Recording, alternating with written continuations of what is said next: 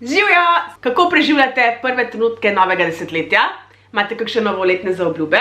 Ena izmed mojih novoletnih zaobljub je, da zmanjšam količino uporabljene plastike. In danes bom z vami naredila par nasvetov, kako lahko to naredite tudi vi.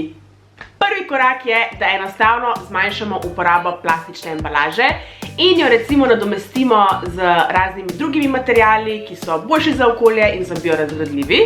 En način pa je tudi, da začnemo večkrat uporabljati isto embalažo. Naslednji nasvet je, da zmanjšate uporabo plastičnih vrečk in jih nadomestite z vrečkami za večkratno uporabo. Kot so recimo take, ta je tudi biorazgradljiva.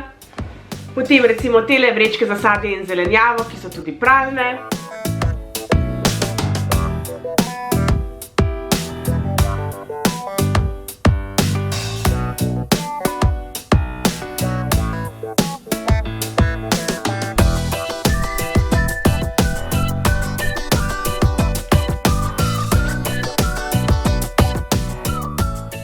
Kakšne navadne bombažne vrečke. Jaz imam eno vrečko vedno v svoji torbici, ker nikoli ne vem, kdaj mi bo prav prišla. Ostale imava pa s fantom v avtu in tako si vedno zagotoviva, da vsakič, ko greva po nakupih, uporaba vrečke za večkratno uporabo.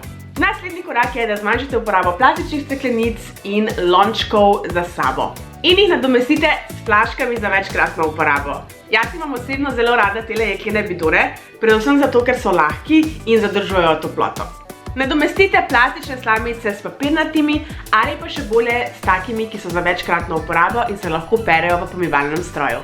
Sama sem opazila, da se največ plastike porabi med službenimi malicami. Zato poskušajte kuhati čim več doma in vzamite malico s seboj oziroma pri nakupu malice prinesite svojo embalažo. In ne pozabite tudi na svoj pribor.